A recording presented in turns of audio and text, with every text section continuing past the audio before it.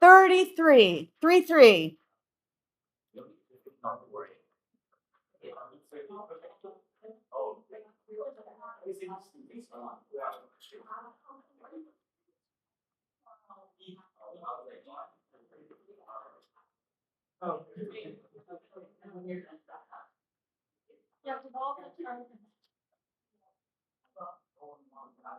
Well, that's not useful. We need a picture, don't we? There we go.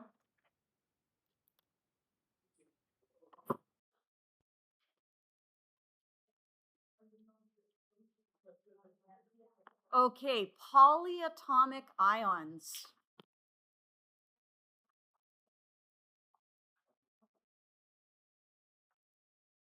If you have he's writing his test because he was away. This is page 33.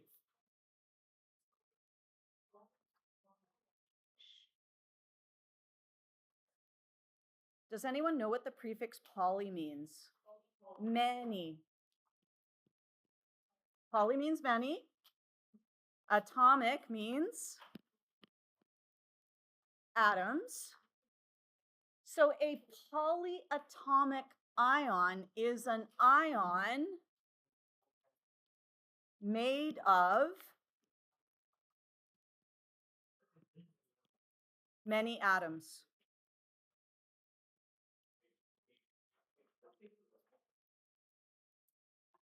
And you guys are going to get a green sheet. If you already have one, just wave me away. But otherwise, I will get you a green sheet.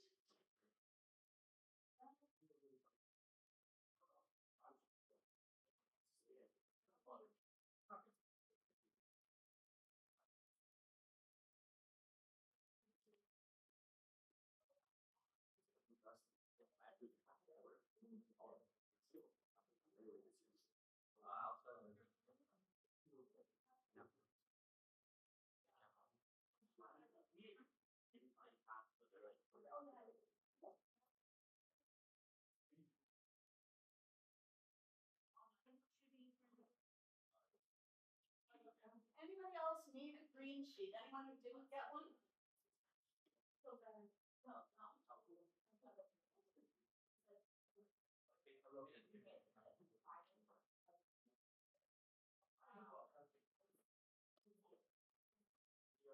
Okay, your attention in 5, 4, 3, 2, 1.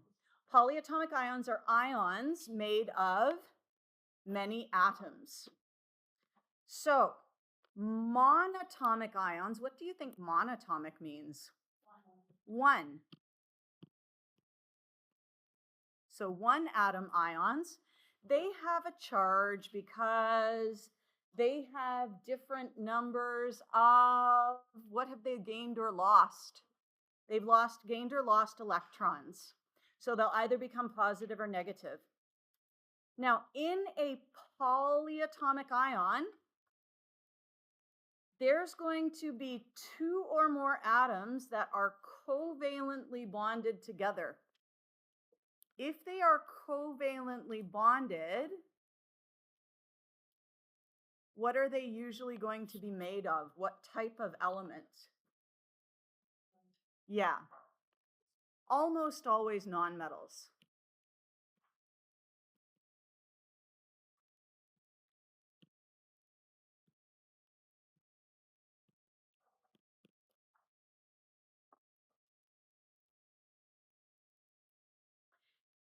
And when they are covalently bonded together, we haven't talked about this yet, but what happens is that there is, if these are our electrons, there's 2 electrons between N and O. They share those electrons.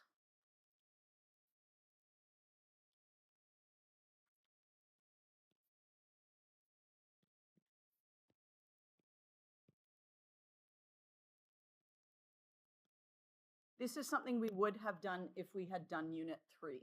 okay? Covalent bonding is sharing electrons. Ionic bonding is when you give one gives electrons and the other takes them.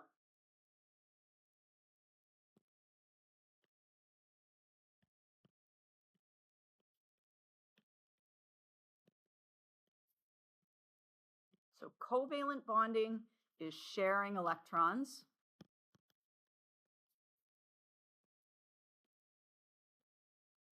Ionic bonding is giving electrons and taking electrons.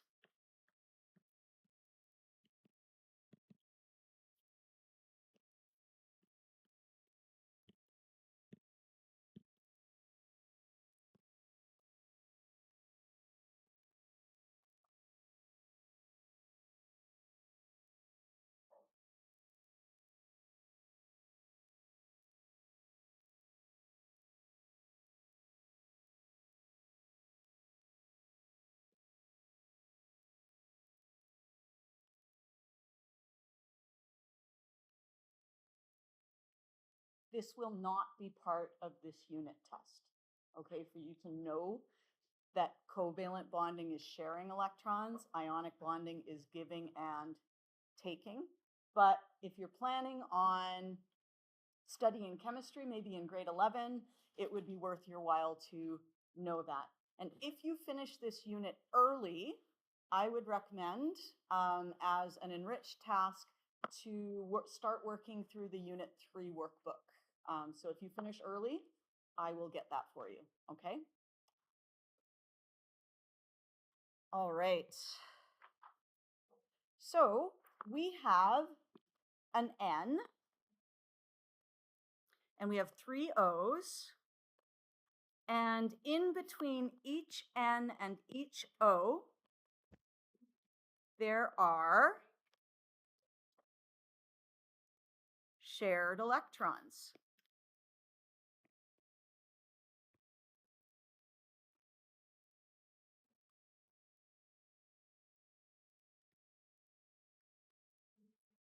Hey, where did my eraser go? Well,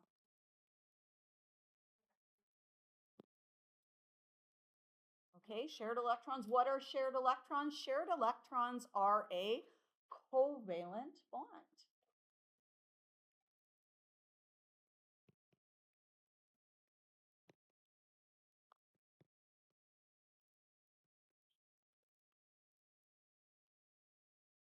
Is anybody interested in hearing how a covalent bond works? Nope. Okay, moving right along. All right. If you are, call me over later, okay? So we're actually going to skip over, oh no, we're not, we're gonna go back here. Together, these guys carry a charge. So this entire thing, you see we put the brackets around it just like we did for other ions. This carries a charge, but it acts as a unit. So for example, if we had a calcium ion, which is Ca2+, and we had a chloride ion, which is Cl-,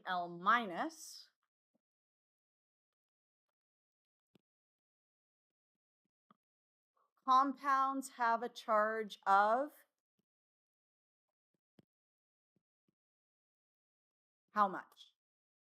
Anyone remember?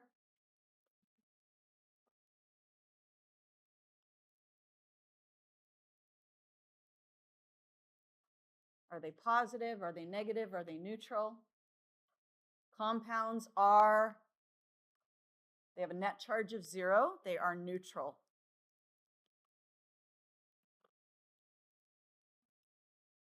How could you make calcium and chloride neutral? You have 2 positives, but you only have 1 negative.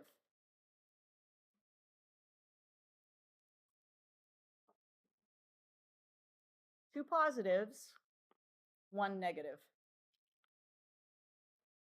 We could add a second chloride. Yes, because if we have -1 and -1, if we add that together, that gives us -2, which is going to cancel out the +2. So a formula for calcium chloride would be CaCl2.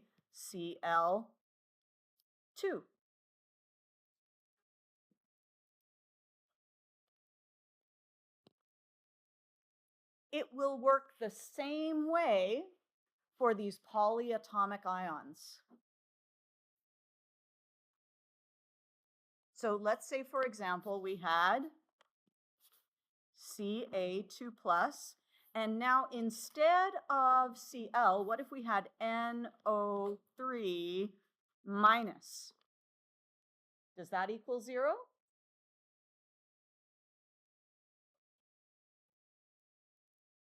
Does a 2 plus and a -1 give us 0? No. How could we get an extra -1 to make it 2 negative?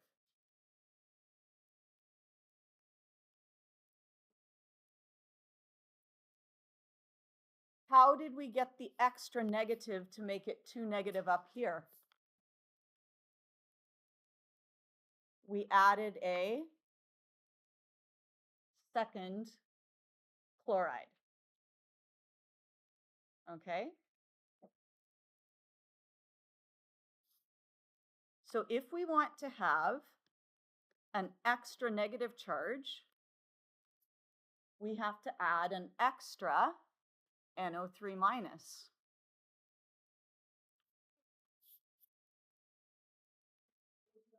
Are you okay?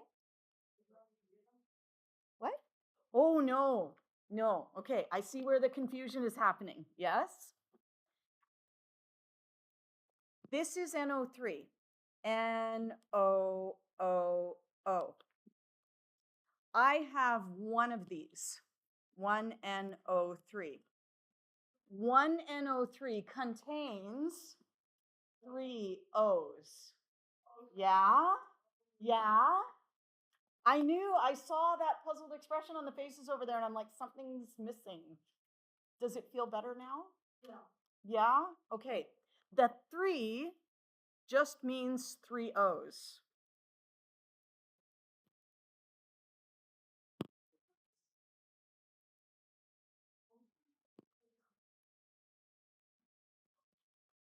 Okay, 1, 2, 3. 3 O's. So we have a little group, and that entire group, I could put it like this. I wouldn't normally do this, but I could put it like that. I could put the bracket around it. I have one of that group.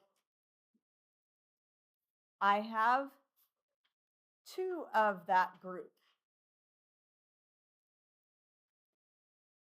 And each of those groups, the entire thing, that entire thing with a nitrogen and an oxygen and an oxygen and an oxygen together, they have a -1 charge. So that entire group has a -1 charge. So if I have an NO3 with a negative,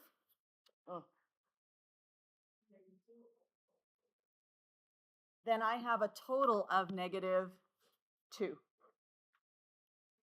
And my total of positive charge is +2. So that is going to be a neutral compound because those two equal. And how I would write that is I would write CaNO3. And I put it in brackets because I want to say I'm going to take that entire thing and I'm going to multiply that entire thing by 2.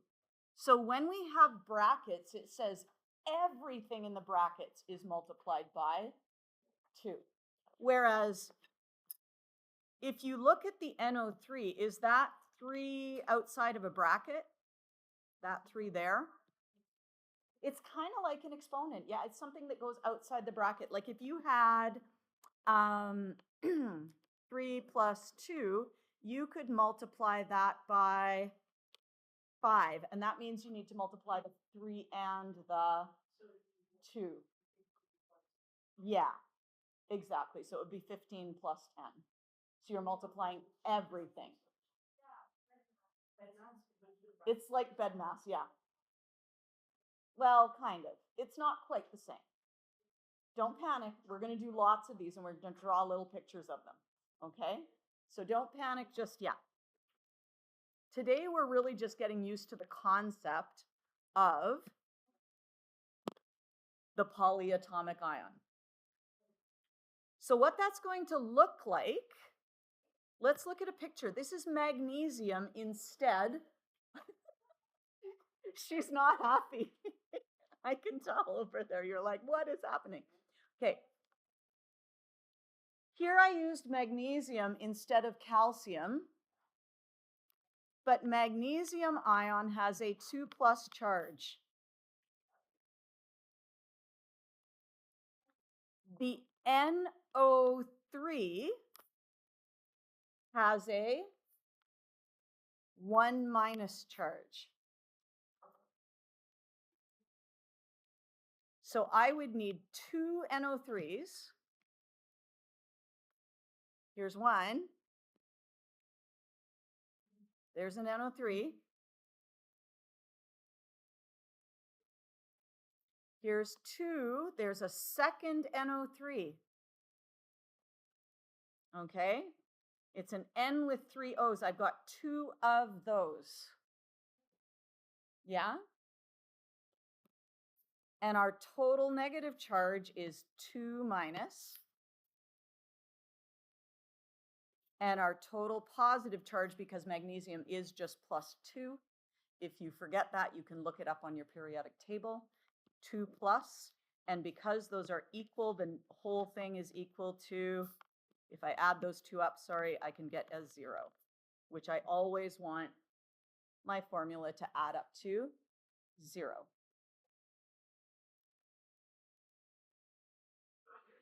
Okay. Now, I would like you to go on to your table of polyatomic ions, the green sheet, and I would like you to find NO3, negative.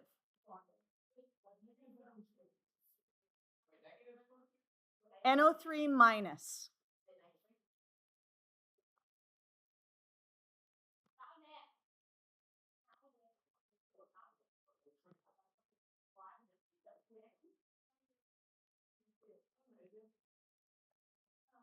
So these are alphabetical by name at the top. So if I say nitrate, you can be like, nitrate is under N, and I can see that that is NO3. But if I say dichromate, where would you look for dichromate?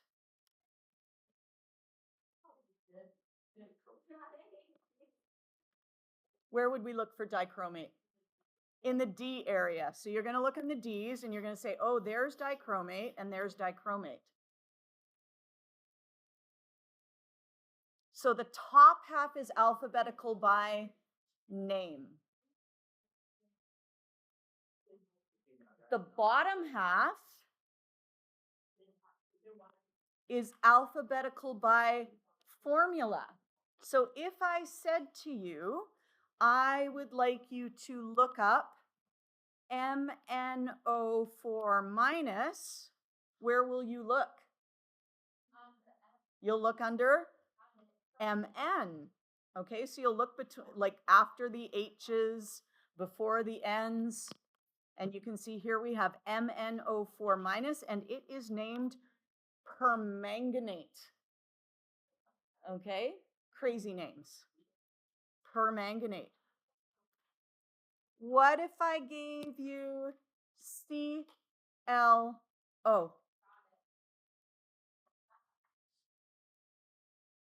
ClO, sorry, it has to have a minus on it. What is ClO minus? It is hypochlorite. Hypochlorite. So if you're looking for it and you're given the formula, look on the bottom of the sheet. If you're looking for it and you're given the name, look at the top of the sheet. Okay? Yes.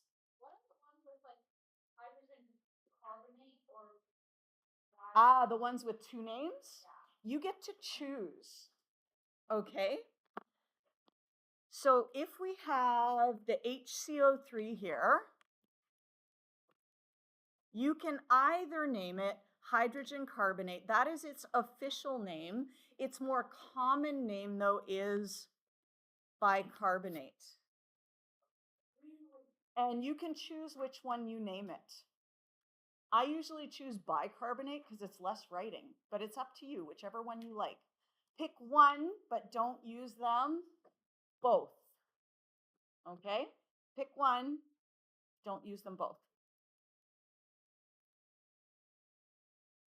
Whoops. Oh yeah, there we go.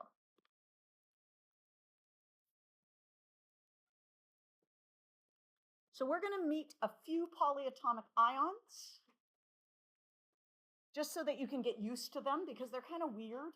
So let's introduce ourselves. Here's one called ammonium.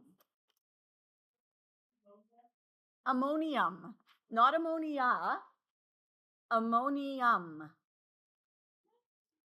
And you don't need to, you're never going to have to memorize this, okay? You get the green sheet all the time, okay?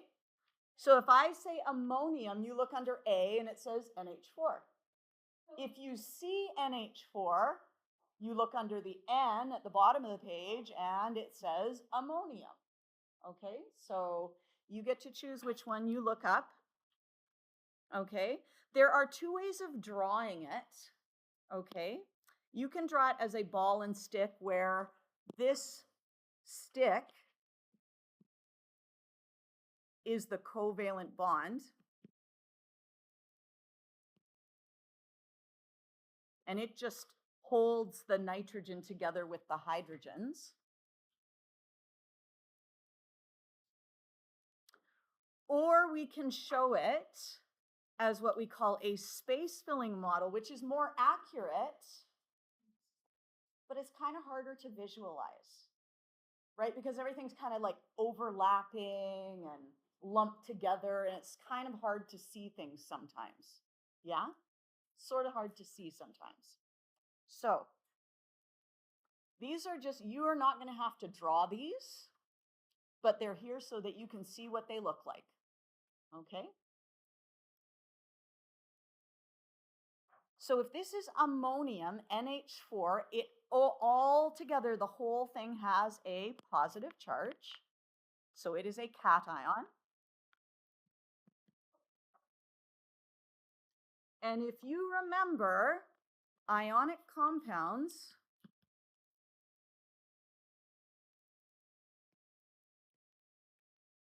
start with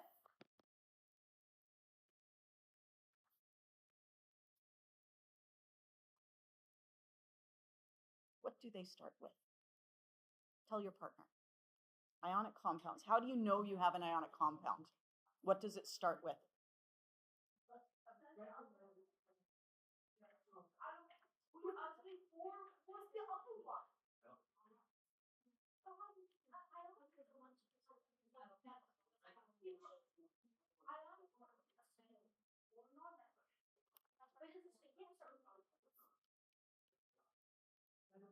They do start with a metal, which is a cation. Or, anyone want to take a guess? It's another cation.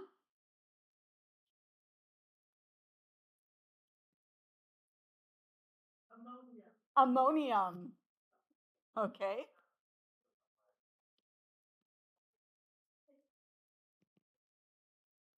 Which is NH4 plus.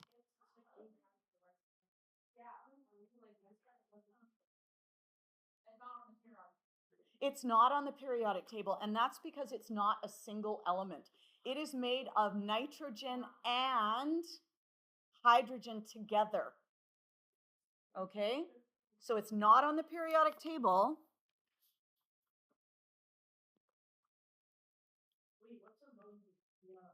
Ammonia. Ammonia is made of nitrogen and hydrogen as well, but it only has 3 hydrogens and it is neutral. It does not have a charge. Yeah, it's a covalent compound. It's nowhere. No, won't worry about ammonia. We're just talking about something else. We're having a little convo. Okay.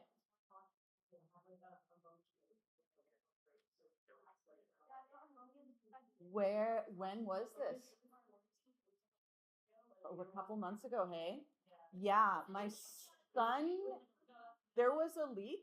My son used to do figure skating just for a little while when he was really little because he didn't have the attention span to like focus in group lessons. So we were like, let's send you to figure skating where you can have a one-on-one attention and learn how to skate because you're Canadian and you should know how to skate. But anyway, yeah, there was a huge leak at the North Shore Winter Club, and there was a former Olympic figure skater who is a coach there, and she like got everybody out. She was a total hero, but she totally destroyed her lungs in the process. Yeah, it's used to cool the ice and like yeah. Not really. No. But she was making sure that all the kids got out, all the parents got out. She was like a true hero. Yeah, you can. Yeah. Smells like ammonia.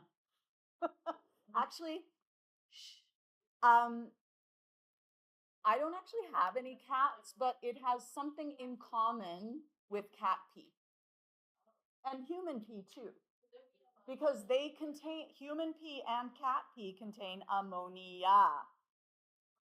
Okay. You don't need to know any of this, but it's interesting.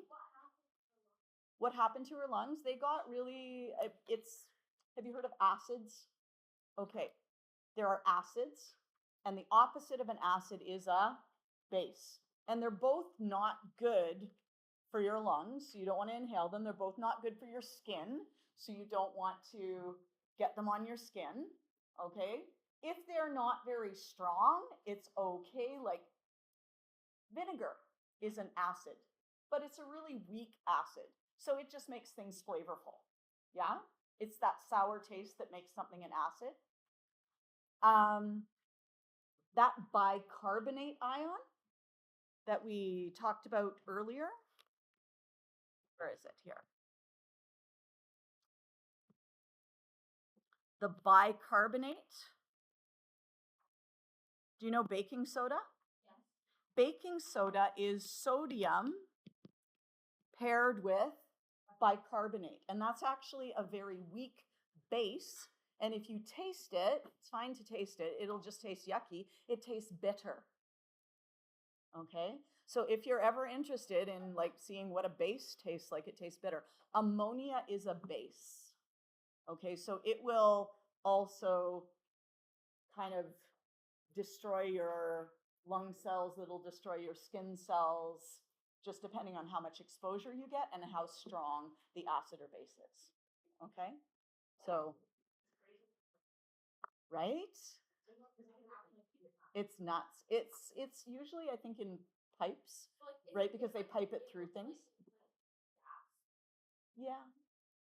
Yeah. Yeah. So it is obviously a problem that has happened more than one place, because this one that my son wasn't there. He just had worked with this coach once or twice. That was years and years ago, and this was only a couple months ago. So yeah, those rinks should be looking after their systems, making sure everything is shipshape, health and safety. Yep. Okay. Where did it go? There we are. Okay. So ionic compounds either start with a metal or they start with ammonium, which is NH4. And if we look on our polyatomic ion table, ammonium, you can see we have our cations. Those are our positive ions. And I think that you should probably put a star beside ammonium because most people lose track of it. because they look and they're like, oh, I don't see ammonium on my periodic table. Maybe you could even write the word again, ammonium. And you could write it big, NH4+, so you can see it really easily.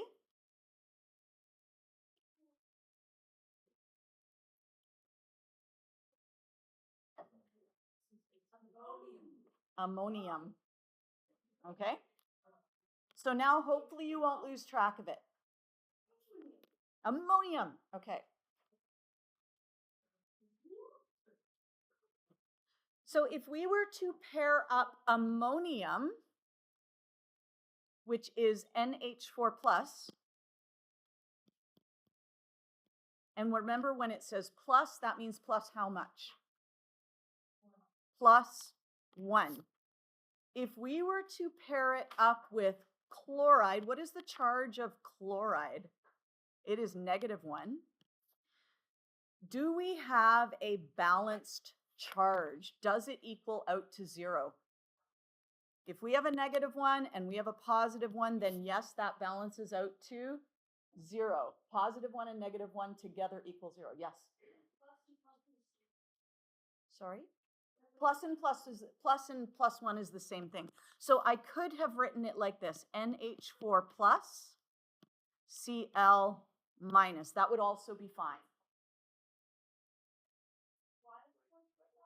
Why did I write it like that? Just to emphasize the 1. Huh?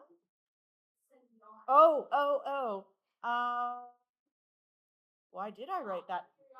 Not on the periodic table. God bless you. Thank you. Not on the periodic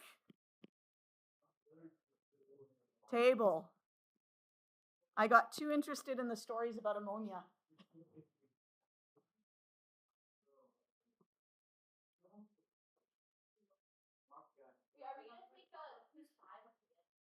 Not at the end of the class. This needs more digesting. Okay, we'll do it tomorrow. Yes, no problem. Okay, so what that means is that we have H, H, H, H. And in the middle is the N. That is an ammonium. And it sits right beside a chloride. Yeah? And the ammonium is positive. The NH4 is positive, and the chloride is negative. The ammonium is positive, and the chloride is negative. So if we keep drawing those pluses and minuses,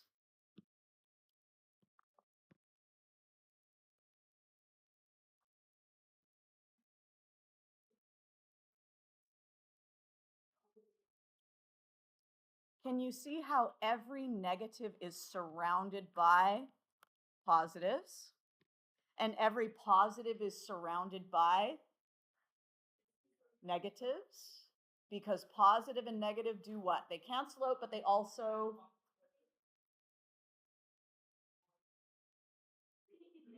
They attract. Okay? Positive and negative attract. So that's why those ions stick together, because the positive and the negative attract. And you can see for every one NH4, there is one Cl. So we would write the formula for this compound, NH4 Cl. That is our cation. That is our anion. That's our positive. That's our negative.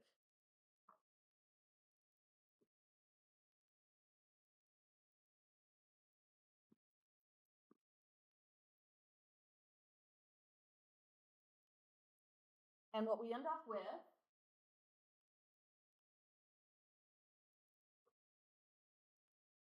we can't show it in 3 dimensions, but we end up with a 3-dimensional structure where we alternate positive, negative, positive, negative, positive, negative, positive, negative, et cetera, all the way through. Okay, so it goes in 3 dimensions. That's why you end up with salt crystals. That's why crystals are crystal shaped, because they're like this. Okay.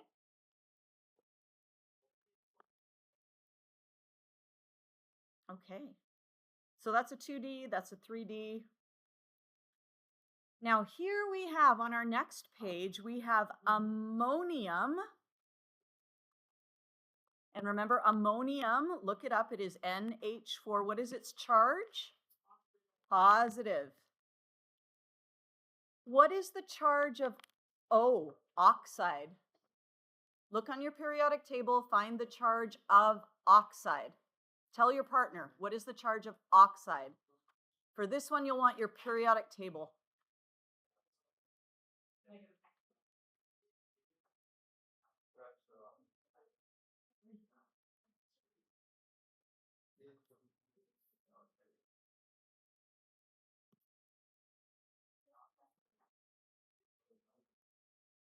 Oxygen is -2.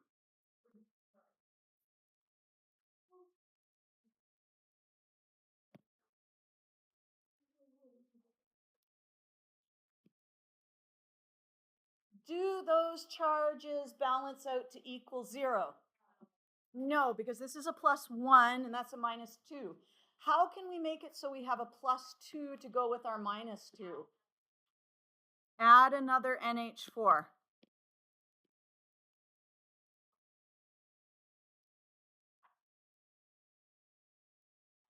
And to write the formula for that, how can we write that we have 2 NH4s? I would have to do what with the NH4? Put it in brackets and put a 2 on the outside. And then the O, of course. That's a funny looking O.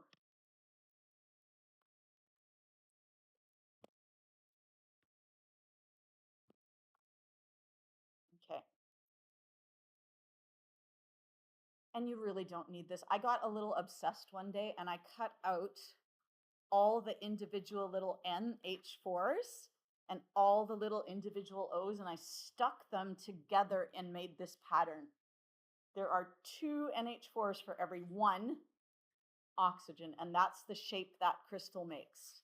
So you would end up with more of a hexagonal crystal shape than a square crystal shape, because you kind of have these little hexagons going on. Yeah? You don't need to know that, but in this particular sample, there are actually, and I counted them, there are actually 72 NH4s and there are 36 O's. So we have a 2-to-1 ratio. So that's why it is NH4 2 O. Like I said, you don't need to know that structure, whatever. Okay.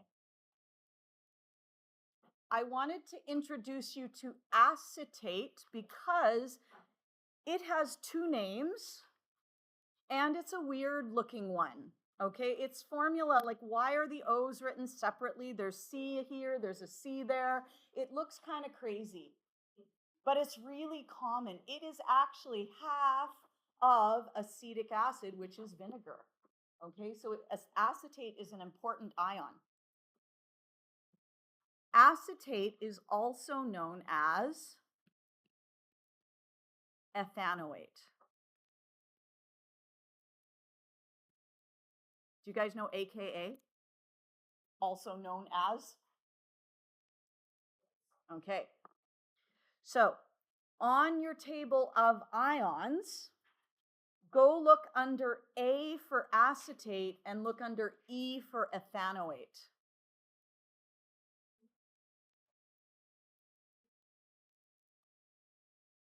So on your green sheet, go find that ion twice. You're going to find it under A and you're going to find it under E.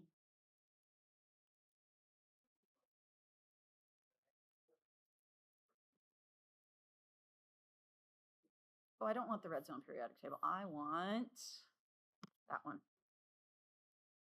So if we go alphabetical by name, A for acetate, and you'll notice that in brackets it says ethanoate, which means you could use that name if you wanted to. It's, again, your choice which one you use. But if you look under E, it says ethanoate. And then in brackets it's got acetate. You can choose either name, whichever one you like. Ethanoate is the official name. Acetate is the common name. Okay, a lot of things that have been around for a long time, like vinegar, right? Ever since there was wine, there was vinegar, because vinegar is just wine gone bad. And wine has been around for a long, long time because it's one way of keeping liquids like fresh in a way, because the alcohol kills bacteria. So if you have, like, if you cannot drink the water because the water's got stuff in it, you could drink the wine. So back in the day, a lot of people drank watered wine because the alcohol would kill the bacteria that was in the water. So back in the Middle Ages, a lot of people walked around with a little bit of a buzz because they were either drinking watered wine or they were drinking a very like mead, yeah, which is kind of like a beer-ish kind of thing back in the day. But just remember, alcohol causes cancer. They didn't know that back then, but we know it now. It literally does. It is the second highest cause. It's the second highest cause of cancer next to smoking. Like beer and wine, or like alcohol, like alcohol wipes are fine. It's, you don't want it in contact like with your throat and your stomach, right? That's where it starts to cause problems, and your mouth. Mouth cancer, esophageal cancer, that's like in your throat, stomach cancer. Yeah. What's that? Yeah, it causes damage to the cells, and then the cells can turn into cancer cells. It's just like UV rays can like damage the DNA in your skin cells. Alcohol damages the DNA in your esophagus, in your stomach, over time. So if you drink alcohol once, it's not like, oh my gosh, I had alcohol once, I'm going to get cancer. But if you are a habitual user of alcohol, or if you tend to binge, because that brings in high concentrations, right? Like, so the people who like go out on the weekend and like are like totally, plastered. It's like if you go out in the sun for 10 minutes, that's not going to cause you skin cancer. But if you go out and you get a burn because you stay out there too long and you get more exposure, that's what's going to cause the problem, right? So just something to be aware of. I mean, we all should not be drinking because we are under the legal age. However, I think the more important reason is because it is terrible for your brain, and it can cause cancer. So there's my PSA for today, my public service announcement. Okay. All right.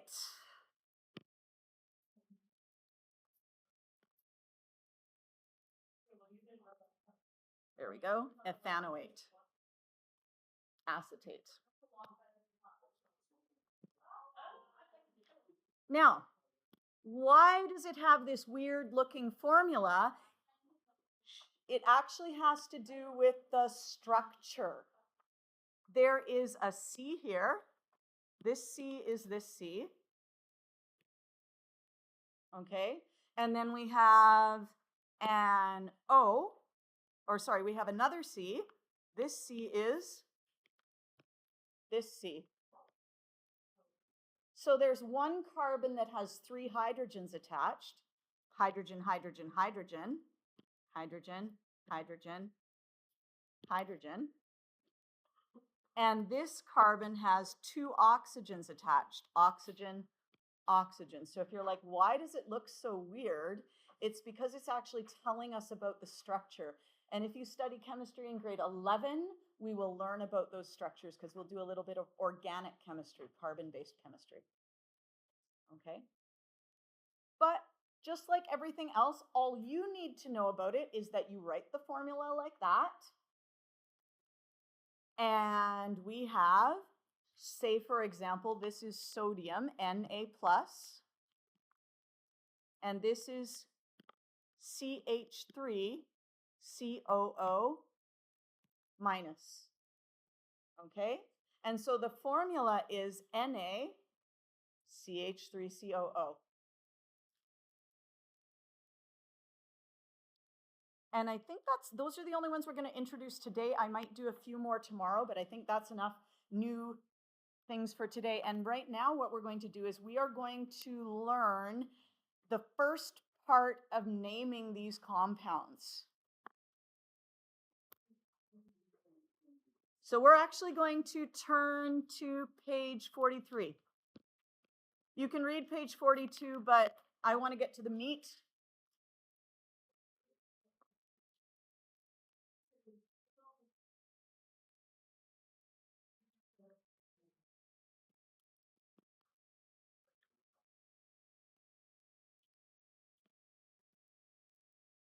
To name these compounds, you're going to name the cation,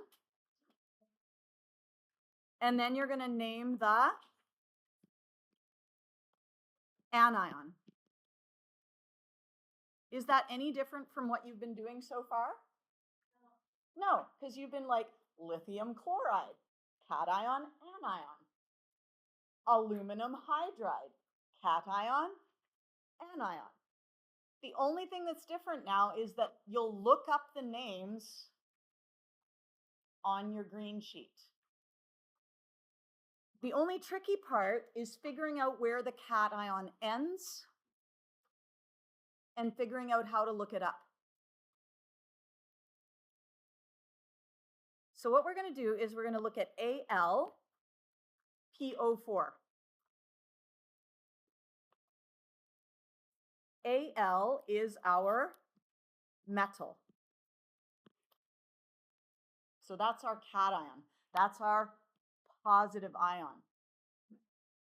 So no matter what you see after that, it's going to be the anion. Everything there is going to be the anion. Everything after the metal is the anion.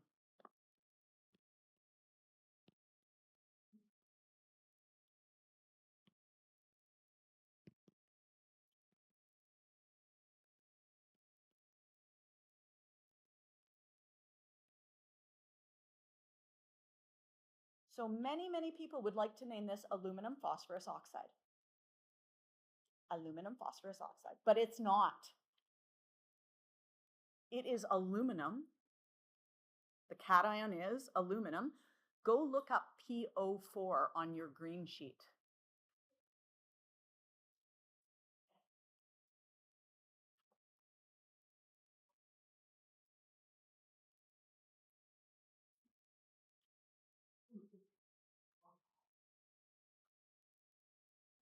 Who is PO4? Phosphate. And you don't need to change anything to "ide" because these polyatomic ions just keep their name the way they are. So this would be aluminum phosphate. Okay, aluminum phosphate.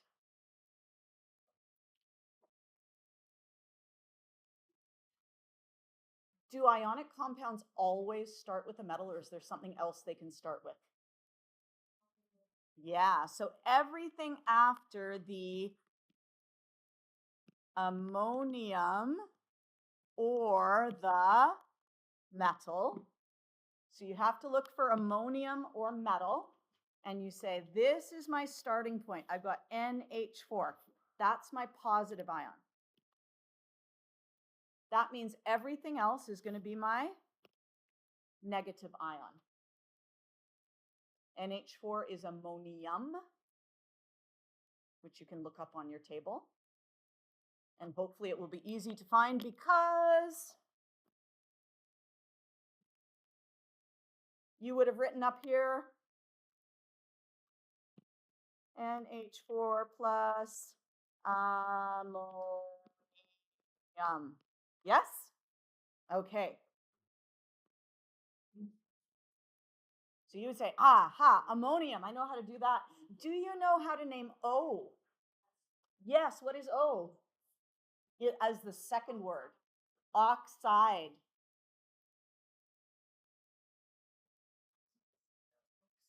K. K is potassium. Now, once you get to the end of your first capital letter,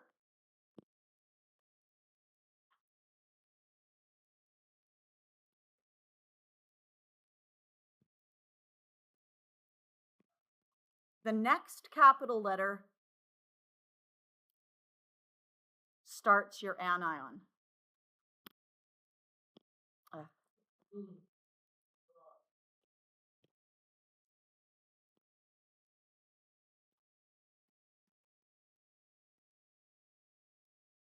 So your first capital is your metal. Your second capital is the start of your anion. Everything is the anion. Everything. So you're not going to name it potassium, nitrogen, oxygen. You're going to name it potassium, and then you're going to go look up NO2. Go look up NO2.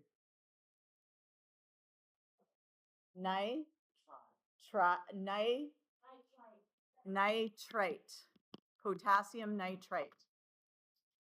Okay? Always just one cation and one anion. So once you finish the cation, ammonium or a metal, everything else is the anion. Ammonium, everything else is the anion. Ammonium, everything else is the anion. So what I'm going to get you to do today is, for now, you are just going to identify the cation and the anion. So you can either highlight or put a box around the cation. Let's do the first one together. Who is the cation in NaHCO3?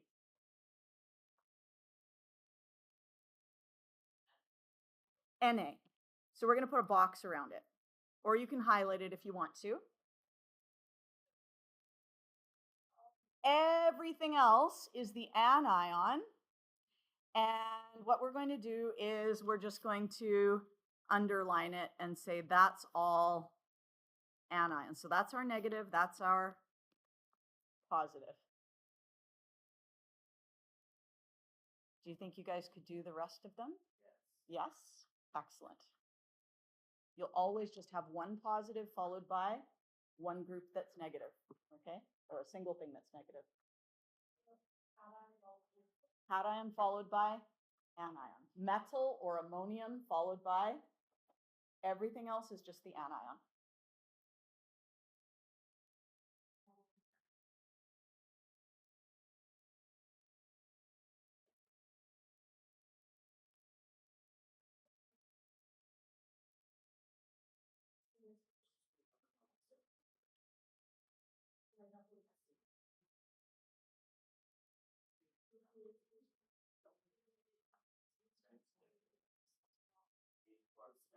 Yes. Yeah.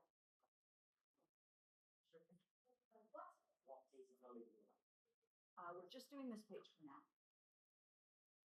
If you finish this page and you would like to try the next page, feel free to try it. You're just going to name the cation or name the anion. NH4. Except for NH4. So it's either a metal or NH4.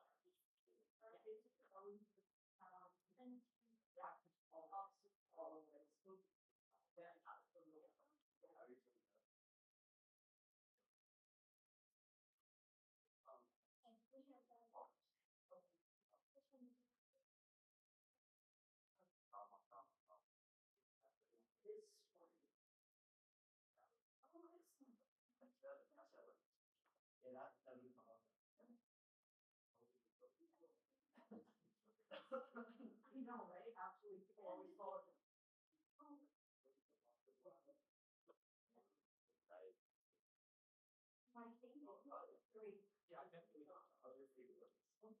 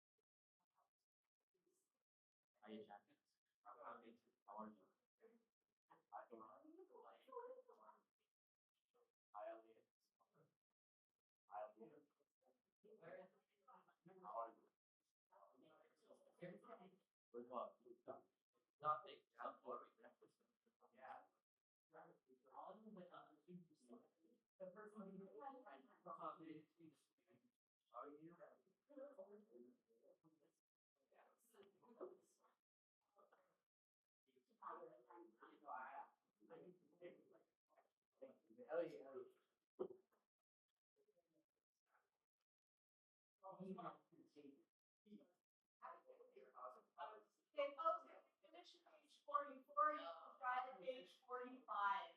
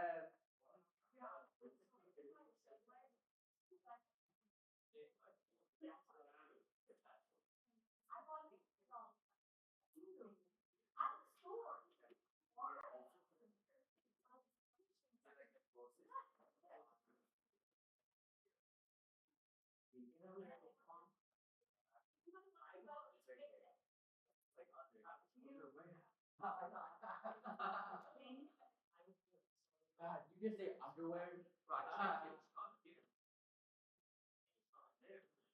No, it's under there.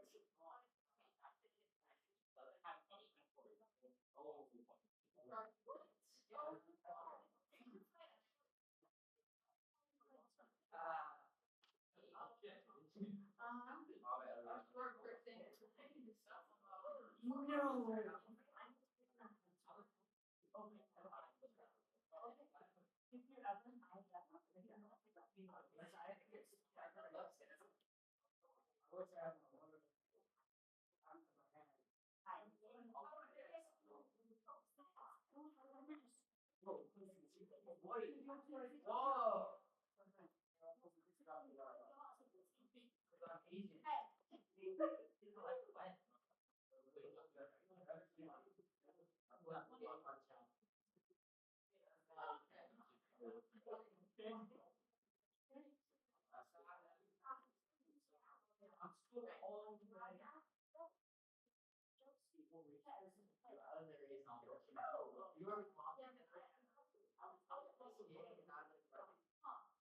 folks, your homework is Page 44 and page 45, A to H. Page 44 and page 45, A to H. You can do the whole thing if you want to. You still have 5 minutes left. If you have not done every single one of those questions, your book should be open. Understood? Are you done every single one? No, let's open those books.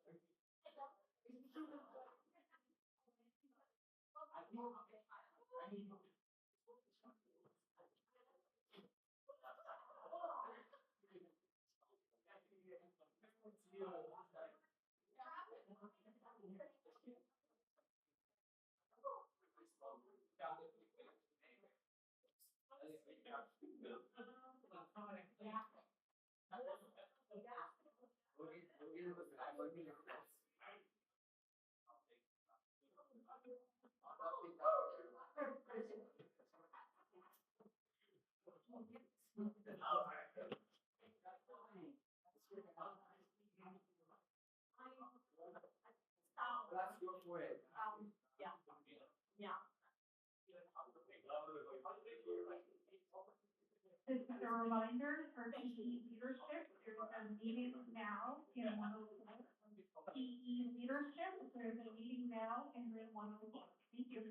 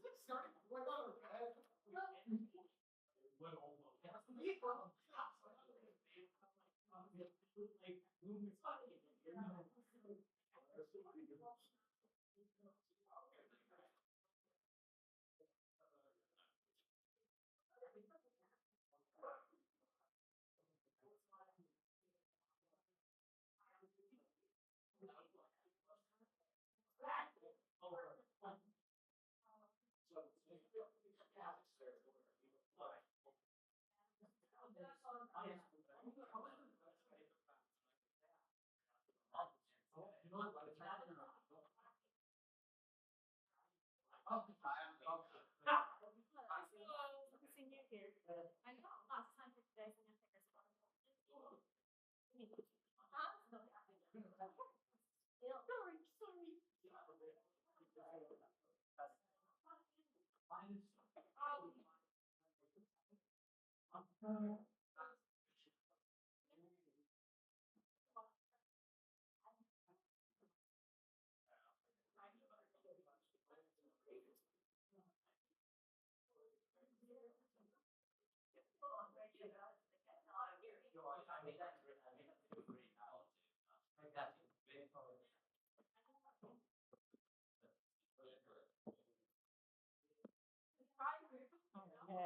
Oh, I have to stop recording here.